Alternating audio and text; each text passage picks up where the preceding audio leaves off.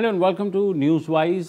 आज इस्लामाबाद की एक मकामी अदालत ने नूर मुक़द्दम कत्ल केस में मरकज़ी मुलज़िम ज़ाहिर जाफ़र को सज़ाए मौत सुनाई है और जो दो घरेलू मुलाज़मीन थे उनको 10-10 साल कैद की सज़ा सुनाई है, जबकि ज़ाहिर जाफ़र के वालिदैन और थेरेपी वर्क्स के 7 मुलाज़मीन को अदालत ने बरी कर दिया है।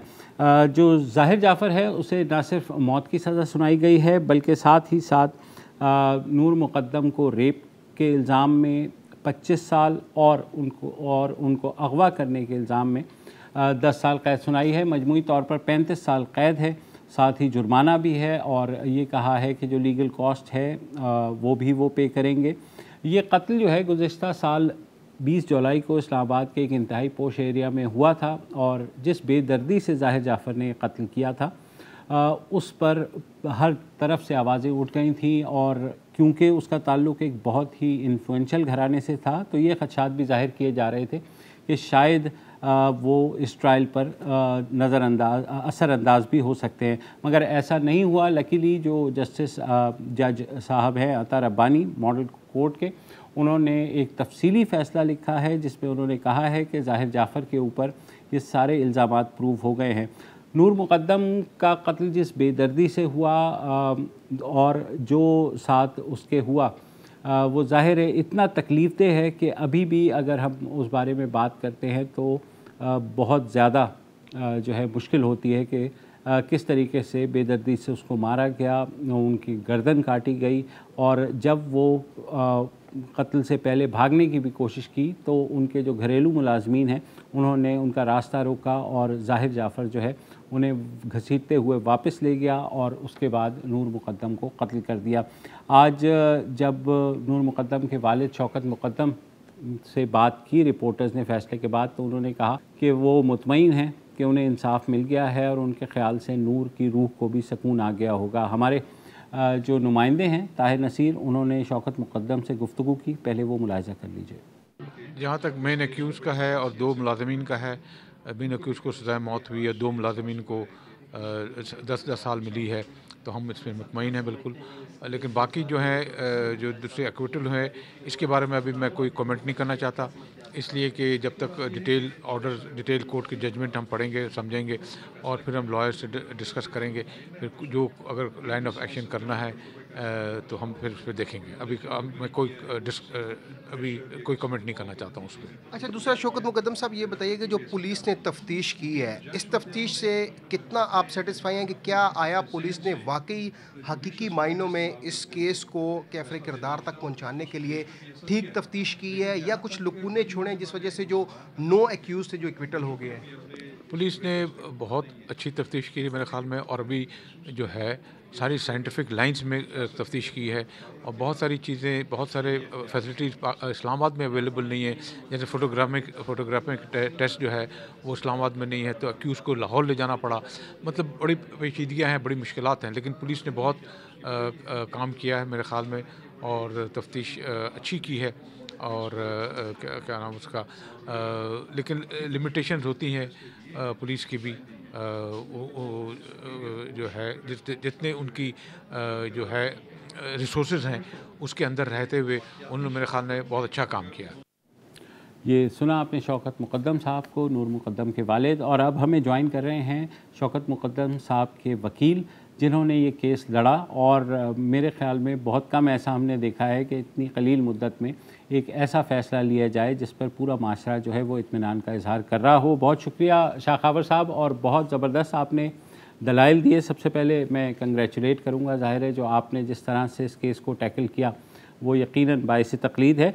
मुझे ये बताइए कि ओवरऑल जब आपने केस शुरू किया तो आप कॉन्फिडेंट थे कि ज़ाहिर जाफ़र डिस्पाइट बिलोंगिंग टू इतने बड़ी फैमिली, इन्फ्लुएंशियल अमीर फैमिली, वो असरअंदाज हो सकते हैं? ये जो केस था ये एक बड़ा मुनफरिद किस्म का केस था, चूँकि ये ज़्यादातर जो अहाता कर रहा था ये वाक़याती शहादतों पर था और साइंटिफिक बुनियादों पर जो है वो इकट्ठी की गई शहादतों पर जो है ये केस मुनहसर था। और इसमें जो ज़ाकिर जाफ़र की जो फैमिली है उसके बारे में ये बड़ा एक तासुर था कि वो बहुत ज़्यादा इन्फ्लुएंशियल हैं, वो مالی لحاظ سے بڑے خوشحال ہیں اور وہ چیزوں کو مینیج کر لیں گے، لیکن یہ جو تاثر تھا یہ بالکل غلط ثابت ہوا، اور یہ جو لوگوں نے یہ دیکھا کہ یہ انصاف جو ہے اس کی فتح ہوتی ہے، ہر چیز جو ہے وہ مینیجبل نہیں ہوتی، اور اس میں جو سب سے زیادہ خراج تحسین پیش کروں گا وہ نور مقدم کے والد جو ہیں شوکت مقدم صاحب، وہ اتنے بڑے سانحے کے باوجود بھی اپنے فرم رہے اور بڑا انہوں نے اپنا کمپوزر بحال رکھا، اور دوسرا یہ ہے کہ وہ شروع سے اس کی تفتیش میں بھی جو ہے وہ شامل رہے ہمارے ساتھ ہر پروسیڈنگز میں. تو میں سمجھتا ہوں کہ یہ ہماری ایک بڑی پولیس کی بھی اور ہماری بھی ایک بڑی جوائنٹ ایفرٹ تھی کہ ہم نے ایک اچھا انویسٹیگیشن جو ہے وہ جتنے، جیسے کہ شوکت مقدم صاحب فرما رہے تھے کہ اپنے ذرائع میں رہتے ہوئے پولیس نے انہی ریسورسز یا انہی ایکسپرٹیز کے ساتھ اتنا اچھا ایک کیس بنایا، جس کے نتیجے میں جو مرکزی ملزم ہے ظاہر جعفر، اس کو تو سخت سے سخت سزا مل گئی، اور اس کے شریک کار جو تھے دو، ان کو بھی جو ہے وہ 10 سال کی سزا ہوئی. تو میں سمجھتا ہوں کہ یہ خاصا قابل اطمینان ہے ہمارے لیے. اچھا سر، ایک چیز لوگوں کو، کیونکہ اس کیس میں یہ بھی سامنے آیا تھا کہ کم از کم ان کے والد نے، ظاہر جعفر کے والد ذاکر جعفر نے شاید کسی موقع پر یہ کوشش کی کہ جو قتل ہوا ہے اس کو چھپانے کی ایک اٹیمپٹ کی جائے. تو بہت سے لوگوں کا خیال تھا کہ یہ ابیٹمنٹ جو ہے یہ بہت واضح تھی، جبکہ جو فیصلہ آیا ہے اس میں یہ کہا گیا ہے کہ کوئی ایسا ثبوت نہیں ملا کہ ظاہر ہے وہ دونوں ان کے والدین جو ہے ظاہر جعفر کے وہ کراچی میں تھے کہ انہوں نے اس پر اثر انداز ہونے کی کوشش کی ہو.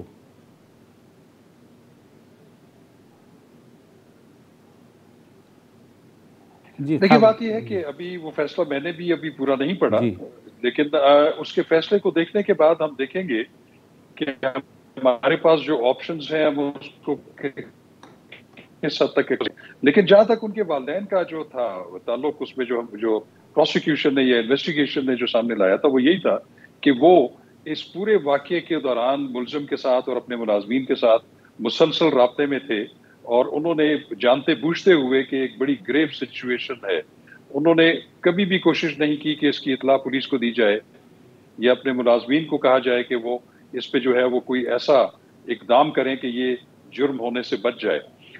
لیکن میں آپ کو پھر یہ بتاؤں کہ ان کے خلاف جو ہمارا جو سارا جو تھرسٹ تھا انویسٹیگیشن کا، وہ کال ڈیٹ تھا جو کہ پولیس نے حاصل کیا تھا، اور وہ ان کے خلاف بطور شہادت پیش ہوا. تو اس میں یقیناً جو کال ڈیٹا ہوتا ہے،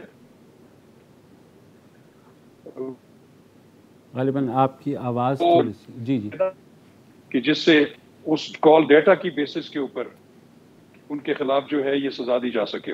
لیکن ہم اوورآل، میں آپ کو بتاتا ہوں کہ ہم اس کے فیصلے سے بڑے مطمئن ہیں کہ ہمارا جو مین فوکس تھا وہ اصل ملزم تھا اور اس کے شریک کار تھے، جن کو عدالت نے سنا دی. اچھا شاخاوت صاحب، اس مقدمے کے دوران ہم نے دیکھا کہ ایک اٹیمپٹ بھی کی گئی ڈیفینس کی جانب سے کہ کسی بھی طریقے سے ظاہر جعفر کو میڈیکلی یا ایٹ لیسٹ مینٹلی جو ہے وہ اپسیٹ یا ریٹارڈڈ جو ہے اس کو قرار دلوایا جائے. اور اس نے حرکتیں بھی ایسی کیں، آپ نے دیکھا کہ وہ کبھی کرسی پہ آ رہا ہے، کبھی اسٹریچر پہ آ رہا ہے، پھر اس نے عدالت میں بھی بدتمیزی کی، جج صاحب سے بھی بدتمیزی کی، لوگوں سے بھی کی. تو ایک تاثر دینے کی کوشش کی گئی.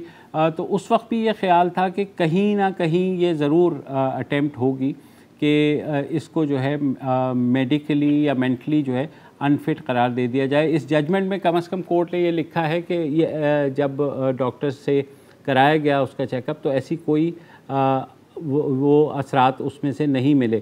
تو آپ کو لگا تھا کہ ایک یہ جو اٹیمپٹ کی جا رہی ہے اس کو مینٹلی انفٹ قرار دینے کی، وہ کامیاب ہو سکتی تھی؟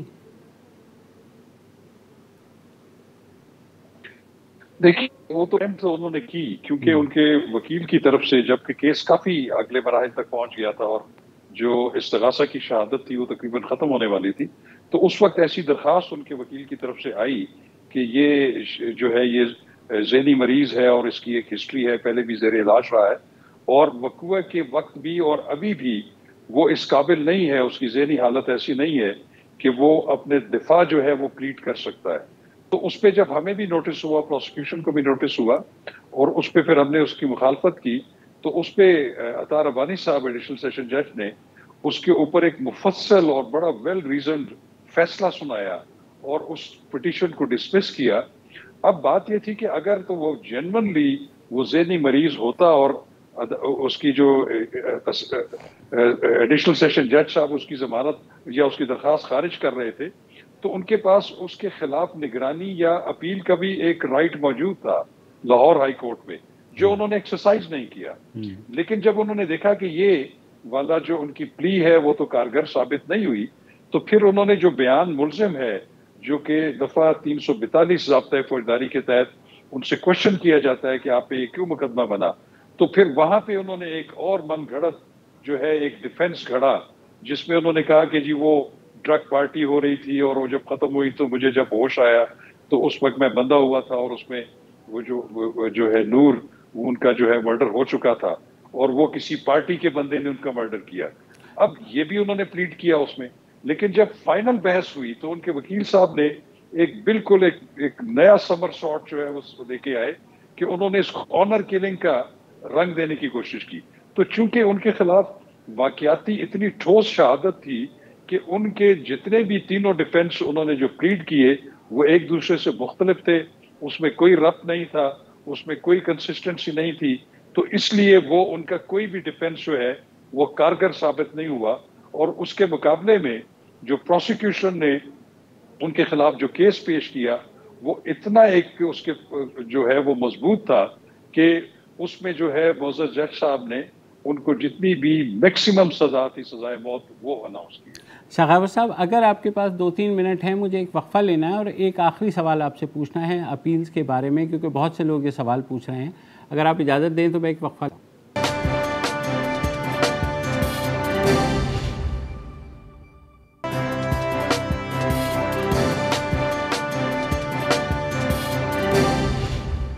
Welcome back. ہمارے ساتھ شاخاور صاحب ہیں جو نور مقدم کے والد شوکت مقدم کے وکیل تھے، اور انہوں نے آج اس چیز کو ممکن بنایا کہ ایک انفلوئنشل فیملی کے ایک قاتل کو مقامی عدالت نے سزائے موت دی۔ شاخاور صاحب، میرا آپ سے بس یہ پوچھنا ہے، جو کہ بہت لوگ سوال پوچھ رہے ہیں کہ سزا تو ہو گئی ہے، اب اس پر عمل درآمد کب تک ہوگا؟ کیونکہ ظاہر ہے اپیلز بھی ہوں گی ہائی کورٹ میں بھی، سپریم کورٹ میں، پریزیڈنٹ کے پاس ایونچولی، تو اس میں کتنا وقت لگ سکتا ہے؟ دیکھیں یہ ایک بڑا اہم سوال ہے۔ اب دیکھیں کہ ایڈیشنل سیشن جج صاحب نے ان کو سزا تو سنا دی، لیکن اب ضابطۂ فوجداری کا ایک تقاضا یہ ہے کہ جب سیشن جج یا ایڈیشنل سیشن جج کسی کو سزائے موت سناتے ہیں تو وہ ان پہ لازم ہے کہ وہ ایک ریفرنس جو ہے پورے کیس کا وہ اپنی متعلقہ ہائی کورٹ کو انہوں نے ٹرانسمٹ کرنا ہوتا ہے۔ تو اب وہ بھی یہ جو کیس ہے یہ اسلام آباد ہائی کورٹ میں جائے گا، جس کو مرڈر ریفرنس کہتے ہیں۔ تو اس کو 2 ہائی کورٹ کے جو جج صاحبان ہیں وہ اس مرڈر ریفرنس کو دیکھیں گے، اور اس کو دوبارہ جانچ پڑتال کرنے کے بعد اگر وہ سمجھتے ہیں کہ اس کو کنفرم کرنا ہے تو اس کو وہ کنفرم کر دیں گے کہ جی مرڈر ریفرنس جو ہے انہوں نے کنفرم کر دیا ہے۔ تو اس صورت میں پھر جو مجرم ہے اس کے بعد سپریم کورٹ میں جانے کی آپشن ہوتی ہے، اور جب تک سپریم کورٹ اس کو ڈیسائیڈ نہیں کرتی تو پھر بھی اس پہ عمل درآمد مشکل ہو جاتا ہے۔ تو اس میں آخری سٹیج جو ہوتی ہے، اگر سپریم کورٹ بھی اس کو اگر بحال رکھے سزائے موت کو، تو پھر صدر مملکت کے پاس وہ ایک روٹین ہے کہ ان کے پاس ایک معافی کی درخواست چلی جاتی ہے، اور جب وہ وہاں سے ریجیکٹ ہوتی ہے تو اس کے 7 دن کے اندر اندر جو ہے وہ پھر ایگزیکیوشن ہونی ہوتی ہے۔ تو ابھی یہ ایک مرحلہ باقی ہے، لیکن ایک بات ضرور ہے کہ جس کو ڈیتھ سینٹینس ایوارڈ ہو جاتی ہے تو اس کو عام جیل سے جو ہے وہ اس کے اندر ایک ڈیتھ سیلز ہوتے ہیں، وہاں پہ منتقل کر دیا جاتا ہے کہ جہاں پہ وہ 24 گھنٹے میں سے کم از کم 22 گھنٹے وہ سیل میں رہتا ہے، اور اس کی ملاقات بھی اندر ہی ہوتی ہے۔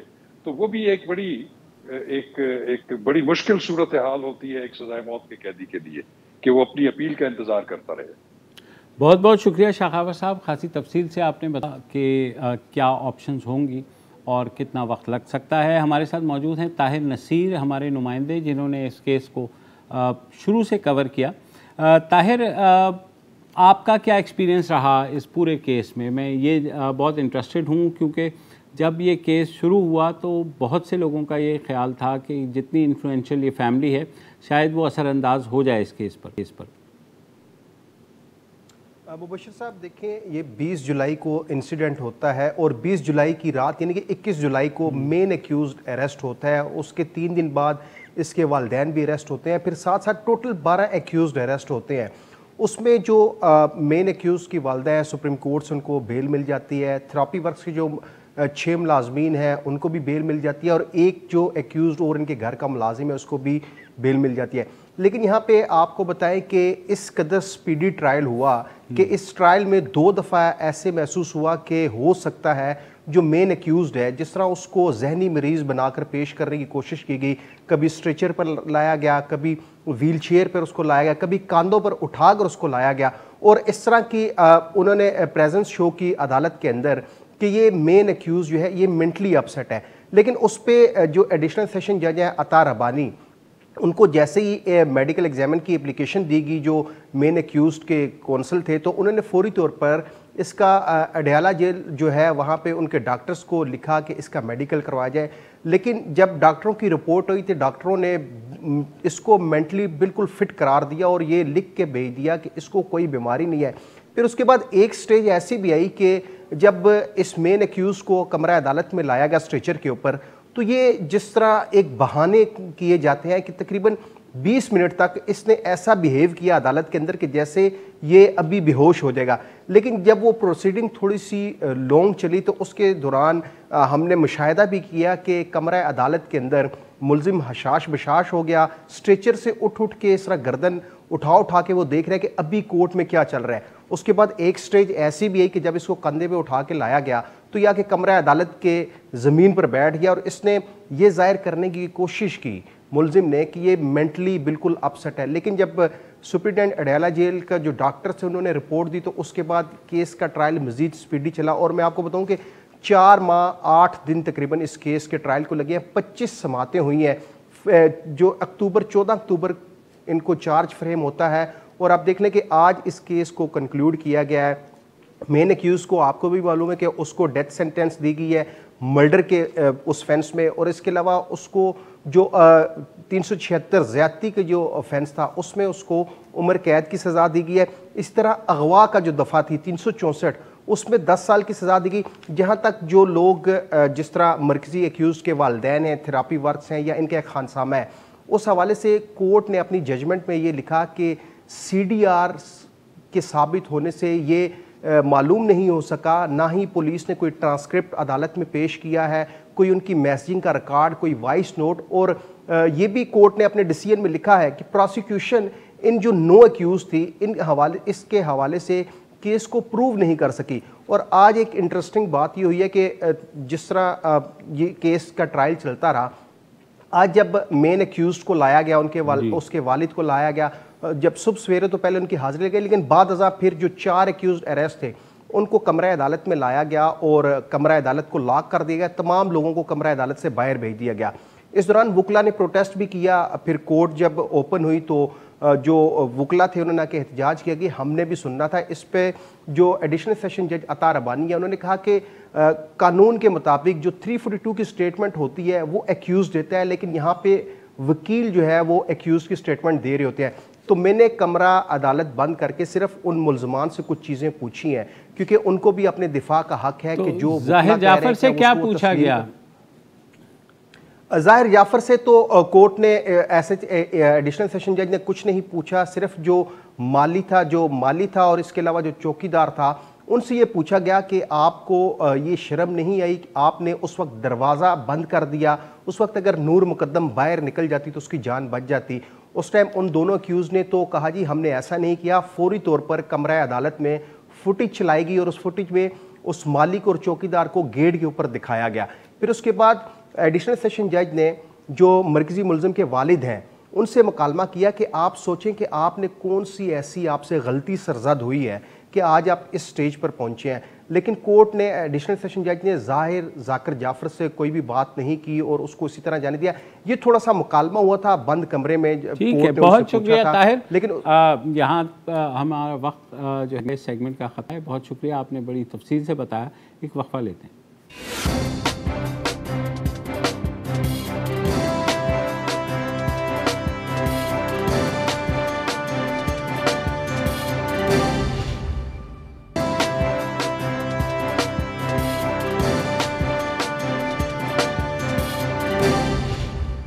Welcome back. اور جیسا کہ آپ نے دیکھا اس وقت عالمی سطح پر سب سے بڑی خبر یہ ہے کہ آج روسی صدر ولادیمیر پوتن نے کم از کم مشرقی یوکرین میں ایک فوجی آپریشن کا حکم دیا ہے. یہ حکم جو ہے 2 روز کے بعد آیا ہے جب روس نے 2 علیحدگی پسند علاقوں ڈونیسک اور لوہانسک کو آزاد ریاست کے طور پر تسلیم کیا ہے.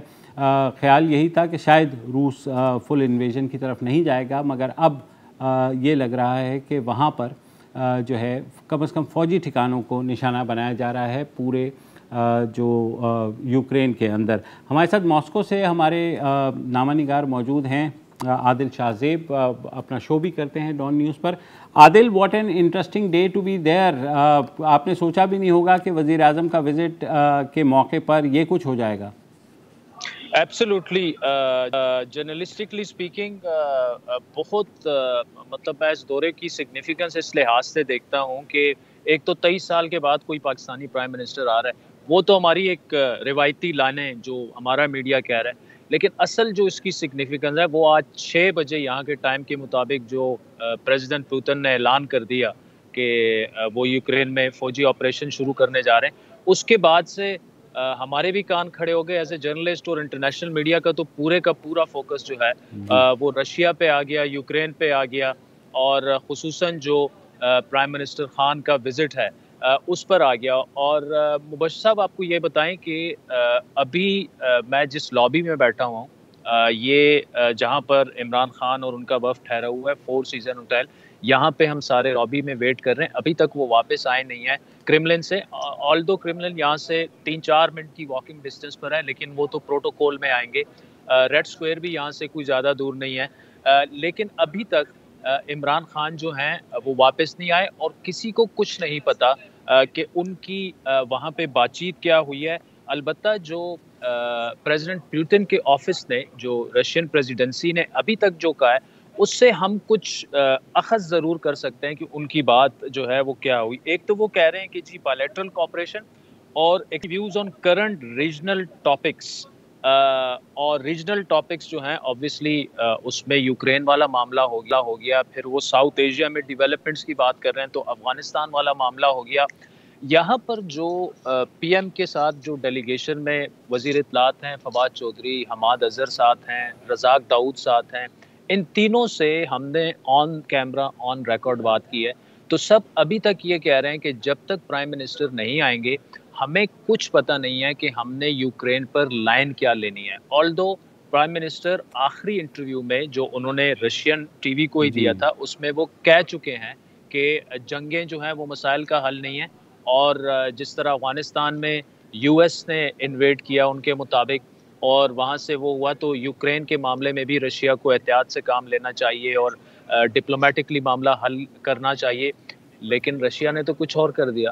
تو اب عمران خان صاحب جو ہیں، میرے خیال میں فی الحال ہمیں یہ ریفلیکٹ ہو رہا ہے کہ بڑے کیئرفل ہو کے بڑا ایک میجرڈ رسپانس ہوگا اگر وہ دے بھی، کیونکہ ایک جو پلانڈ پاکستانی میڈیا کے ساتھ عمران خان کا انٹریکشن تھا وہ بھی کینسل کر دیا گیا ہے، اور جو رشیا ٹی وی کے ساتھ انہوں نے 1-2 انٹرویوز طے کیے تھے وہ بھی یہاں پہ جو ہے انہوں نے کینسل کر دیے ہیں. تو اس سے ہمیں لگ رہا یہ ہے کہ وہ شاید میڈیا پر کوئی بھی ریئیکشن دینا یا ٹاکس کے بارے میں بات کرنا اس سے کترا اس لیے رہے ہیں کیونکہ بڑی مبشر ایک سینسٹیو سی سچویشن بن گئی ہے پاکستان کے لیے بھی. اور آپ کو پتہ ہوگا کہ یو ایس اسٹیٹ ڈپارٹمنٹ کی جانب سے بھی وہ جو ہم اپنی اس میں عام زبان میں اکثر کہتے ہیں نا تڑی لگانا، سو انڈائریکٹلی انہوں نے تڑی لگا دی ہے پاکستان کو کہ آپ کو پتہ ہے کہ یوکرین میں جو ہے وہ انویژن ہوئی ہے اور انویژن کی جو ہے وہ مخالفت کی جاتی ہے. تو یہ سٹیٹمنٹ میں نے فواد چودھری صاحب کے سامنے رکھی، لیکن I did not get a clear answer. اور فواد چودھری صاحب آپ کو پتہ ہے ان کے پاس کسی چیز کا جواب نہ بھی ہو تو وہ جواب پھر بھی دے دیتے ہیں. لیکن اس معاملے میں جتنا محتاط طریقے سے ابھی تک یہ منسٹرز اور ڈیلیگیشن یہاں پہ بات کر رہے ہیں، میرا خیال ہے ان سب کو بتا دیا گیا ہے کہ معاملات جو ہیں وہ اتنے آسان نہیں ہیں. یہاں پہ 2 چیزیں ہیں. ایک تو ایز اے جرنلسٹ میرے ذہن میں اب سب سے پہلا سوال یہ ہے کہ جب پوری دنیا تقریباً ایک سائڈ پہ کھڑی ہو گئی ہے اور وہ کہہ رہی ہے کہ رشیا نے جو ہے وہ ایگریشن کی ہے اور انویٹ کر دیا یوکرین کو، تو ایسے میں پاکستان کہاں کھڑا ہوگا. مطلب نیوٹرل رہ کے بھی آپ اس وقت اگر بات کریں گے تو بڑا سوچنا پڑے گا ہمیں. اور دوسری بات یہ ہے کہ ہم نے تو اس دورے کو اس لیے پیٹا کہ انرجی سیکٹر میں ہم بہت بڑے بڑے معاہدے کرنے جا رہے ہیں, دو طرفہ تعلقات ہمارے بحال ہو گئے ہیں, تجارت بڑھانا چاہ رہے ہیں. لیکن واٹ اف اگر جو جس طرف چیزیں جا رہی ہیں اور رشیا پہ اسٹرکٹ سینکشنز اور بھی لگ گئیں تو کہاں گئے ہمارے معاہدے. مطلب اگر آپ even M O U sign کر لیتے ہیں اور اس کل کو ایسی سینکشنز لگ جاتی ہیں کہ you can not go ahead, تو ایز اے جرنلسٹ ابھی تک آئی ایم جسٹ ویٹنگ کہ ہمارا ایز اے پاکستانی ڈیلیگیشن کا ٹیک اوے اس وقت یہاں سے کیا ہے. آلدو جو ایک انٹرنیشنلی ایک میسج چلا گیا ہے کہ دیکھیں جس دن یوکرین میں یہ کام کر رہے ہیں پریزیڈنٹ پیوتن, اسی دن پرائم منسٹر عمران خان اپنے کی ممبرز آف دا کیبنٹ کے ساتھ وہاں ماسکو میں بیٹھ کے, اور ان کے ہاں مہمان ہیں پچھلے 3-3.5 گھنٹے سے. تو ہم نے یہ میسج تو دنیا کو دے دیا ہے, لیکن کس کاسٹ پہ دیا ہے, وی آر یٹ ٹو سی دس. ابھی تک چونکہ کوئی کچھ یہاں نہیں بتا رہا کہ کیا ہم نے ان کے ساتھ طے کیا پایا ہے. اور آبویسلی رشین آفیشلز تو ابھی تک یہی بتا رہے تھے ہمیں کہ ایجنڈے پہ افغانستان تھا اور ایجنڈے پہ جو ہے وہ انرجی سیکٹر کے ایک دو معاہدے جو تھے وہ ڈسکس ہونے تھے, ایم او یو سائن ہونا تھا. لیکن یہ ساری چیزیں جو ہیں یہ اس وقت یوکرین والے معاملے نے بالکل اوور شیڈو کر دی ہیں. جی میرے خیال میں وائز ڈیسیجن ہے اگر انٹریکشن نہیں کرتے, کیونکہ جتنی ٹرکی سچویشن ہوئی بھی ہے اور جس کی طرف آپ نے بھی اشارہ کیا, تو ظاہر ہے بہت محتاط رہنے کی ضرورت ہے. اور آئی ایم گلیڈ کہ وہاں پر یہ احتیاط دکھایا جا رہا ہے, کیونکہ جیسے آپ نے بھی کہا پوری دنیا کی نظریں اس وقت وزیر اعظم عمران خان کے اوپر ہیں کہ وہ کیا بولیں گے. دوسری بات یہ ضرور ہے کہ اس وقت جو صورتحال بن رہی ہے اور وزیر اعظم کا جس طرح استقبال کیا گیا, یہاں پر یہ دکھایا گیا کہ ماضی میں وہ اگر رہنماؤں سے ملتے تھے تو ایک بڑی ٹیبل ہوتی تھی دوسری, اور دور وہ انہیں بٹھاتے تھے. یہاں پر ایک بہت کارڈیل ہمیں ایٹماسفیئر لگا, کم از کم ان کی جو انٹریکشن ہوئی ہے اب تک. تو وہاں کیا فیلنگ ہے کہ واقعی یہ کارڈیالٹی موجود ہے؟ دیکھیں وزٹ تو امپورٹنٹ ہے. یہاں پہ میں آپ کو بتاؤں جس پر پاکستانی میڈیا کا زیادہ فوکس نہیں رہا اس وقت, عمران خان کا وزٹ جو ہے نا رشین لوکل میڈیا میں سیکنڈ ہیڈ لائن ہے. فرسٹ آبویسلی یوکرین, اس کے بعد کہ جی ایک ایسا پرائم منسٹر ایسے وقت میں دورہ کر رہا ہے کہ جب یوکرین کے ساتھ ہم نے یہ کر دیا ہے, تو اس تناظر میں یہ دورہ امپورٹنٹ تھا. دوسرا جو کل ریڈ آرمی ڈے تھا, ان کا ڈیفنس ڈے کنسیڈر کیا جاتا ہے, اس دن عمران خان کا آنا وہ بھی, یہ رشین ڈپلومیٹس ہمیں کہہ رہے ہیں کہ یہ بھی کافی مطلب ایک سگنیفیکنٹ ہے عمران خان کے لیے. عادل سوری میں یہاں پہ آپ کو روکوں گا کیونکہ ہمیں وقفہ لینا ہے, وقفے کے فوراً آپ کے ساتھ آئیں گے.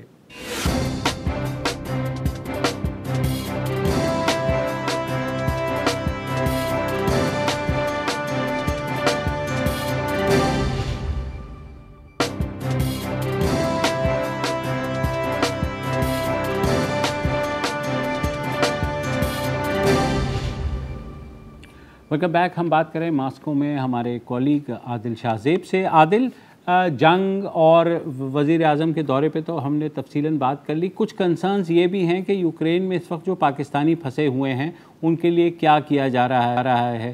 وہاں پر ظاہر ہے ساری ہائرارکی وہی ہے. آپ کی کسی سے اس بارے میں بات ہوئی؟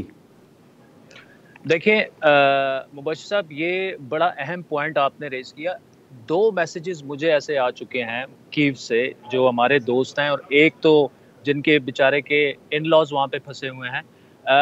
جن لوگوں سے ہم اس وقت جو پاکستانی یہاں پہ ڈیلیگیٹس ہیں اور جو منسٹرز ہیں, وہ ڈیفینیٹلی ان کے پاس اس کا جواب نہیں ہے, کیونکہ اس وقت ہمیں ایک چیز نظر آ رہی ہے کہ کلیئرٹی نہیں ہے. اور کلیئرٹی کی وجہ یہ ہے کہ پرائم منسٹر ابھی تک واپس نہیں آئے, نہ نیشنل سیکیورٹی ایڈوائزر واپس آئے ہیں, نہ ہمیں یہاں پہ فورن منسٹر نظر آ رہے ہیں. اسد عمر یہاں پہ ہیں, رزاق داؤد ہیں, فواد ہیں, شہباز گل یہ بالکل رائٹ پہ میرے ساتھ بیٹھے ہوئے ہیں, باقی منسٹرز ہیں. لیکن یہ 3-4 گھنٹوں سے جو ہے وہ یہی ہمارے ساتھ موجود ہیں, زیادہ سے زیادہ ریڈ اسکوئر تک باہر چلے جاتے ہیں. تو ان کو اس کا ڈیفینیٹلی ان کے پاس جواب نہیں ہوگا. لیکن آبویسلی یہ ساری چیزیں ایسی ہیں کہ وہاں پر کافی تعداد میں وہاں پر پاکستانی ہیں اور وہ پھنسے ہوئے ہیں, تو اس کا بھی کچھ کرنا پڑے گا. اور اس میں جو بریک سے پہلے میں آپ سے بات کر رہا تھا، اس میں دو بڑے اہم نقطے جو تھے وہ میں چاہتا ہوں کہ آپ سے میں شیئر کروں. ایک تو جو پرائم منسٹر کو یہاں پہ گارڈ آف آنر دیا گیا، ریڈ کارپیٹ، وہ واقعی سگنیفیکنٹ تھا، لیکن انہیں ریسیو کیا ڈپٹی فارن منسٹر نے، اور یہاں ڈپٹی پرائم منسٹر بھی بڑے زیادہ ہیں اور ڈپٹی فارن منسٹر بھی ہیں. تو یہ ڈیزگنیٹڈ ڈپٹی فارن منسٹر ہوتے ہیں صرف جو ساؤتھ ایشیا کے لیڈرز آتے ہیں ان کو ریسیو کرنے. یہ بڑا ایک اہم نقطہ ہے جو ہم ناظرین پہ چھوڑ دیں گے کہ وہ اس بارے میں اپنا کیا ذہن بناتے ہیں. دوسری جو ایک اہم ڈیولپمنٹ ہمیں پتہ چل رہی ہے وہ یہ ہے کہ اس ہائیلی لائکلی کہ عمران خان کی میٹنگ کے بعد ان کی جو ہے پریزیڈنٹ پیوٹن کی ٹیلی فونک گفتگو ہو انڈین پرائم منسٹر مودی سے.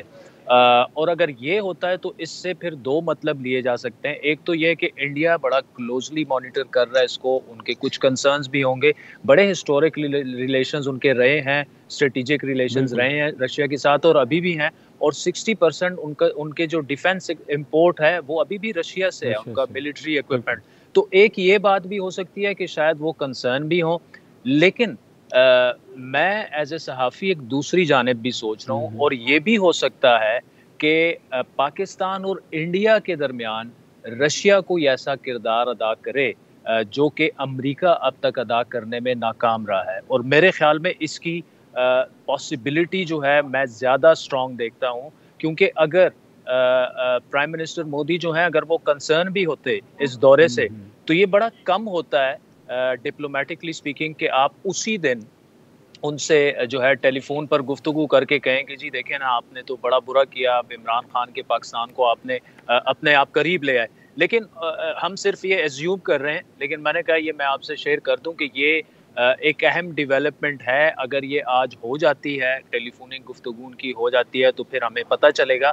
اور اگر عمران خان صاحب جو ہیں، ہم سارے یہاں پر ان کا ویٹ کر رہے ہیں کہ اگر وہ 2-3 باتیں بھی کر دیں، اور ڈیفینیٹلی یہ جو آپ نے سوال کیا ہے تو میرے خیال میں اس کا بہترین جواب جو ہے یوکرین میں جو پاکستانی پھنسے ہوئے ہیں وہ عمران خان ہی دے سکتے ہیں کہ سر آپ بتائیں کہ کیا ہونے جا رہا ہے، ہماری پالیسی آگے کیا ہوگی، ہم انٹرنیشنلی کس طرح سے معاملات آگے بڑھائیں گے اگر رشیا پہ جو ہمیں نظر آ رہا ہے. بالکل اب تو دیکھیں نا، یہ تو نیٹو ورسز رشیا بننے جا رہا ہے. I hope I am wrong, لیکن اگر اس طرف بات جاتی ہے تو ہم کہاں کھڑے ہوں گے؟ مطلب صرف یہ کہنا کہ جی ہم کسی بلاک کا حصہ نہیں بننے جا رہے، ہم نے دنیا کو تو آج یہ میسج دے دیا ہے کہ ہم کس کے ساتھ کھڑے ہیں، whether or not we say it. لیکن this is how this visit will be perceived by western countries اور یہ پورا سارا. لیکن آج ایک دوسری بات میں آپ سے ایک یہ شیئر کروں کہ اس کے بعد جو ہے عمران خان نے یورپین کنٹریز کا بھی وزٹ کرنا ہے. تو میرے خیال میں شاید یہ ایک وہ بیلنسنگ ایکٹ بھی ہو سکتا ہے، اور شاید ہم ایک دفعہ پھر یہ بھی کہہ دیں کہ جی ہم نیٹو کی اور رشیا کی اب صلح کروانے چل نکلے.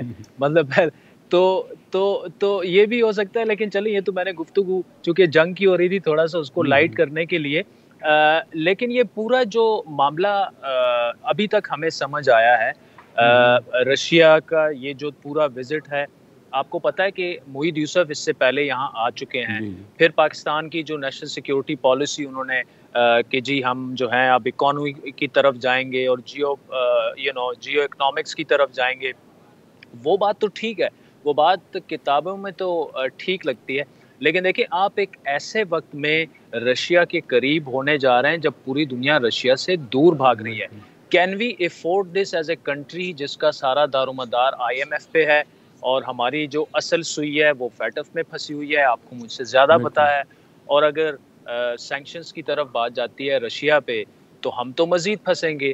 تو ایک چیز پہ یہاں کلیئرٹی ہے کہ تینوں منسٹر سے جو میں نے بات کی وہ یہ ایڈمٹ کرتے ہیں کہ ہم سوچ سمجھ کے آگے بڑھیں گے، اور ہمارے ذہن میں یہ چیز موجود ہے کہ اگر یہ سینکشنز لگ جاتی ہیں تو پھر پاکستان جو ہے وہ کہاں کھڑا ہوگا. تو ایک بہت لحاظ سے تاریخی دورہ ہے. اس کی کامیابی اور اس کی کامیابی یا ناکامی بھی میرا خیال ہے تاریخ میں ہمیں پتہ لگے گا کہ کیا یہ ٹھیک فیصلہ تھا عمران خان کی حکومت کا، یا میرے خیال ہے اگر ذرا ویٹ کر لیتے ٹائمنگ پہ جو سوالات اٹھائے جا رہے ہیں تو ہاں جی. چلیں بہت بہت شکریہ، آپ واپس آئیں خیریت سے۔ اس وقت ناظرین آج کے لیے اتنا ہی، کل دوبارہ حاضر ہوں گے، اجازت دیجیے، خدا حافظ۔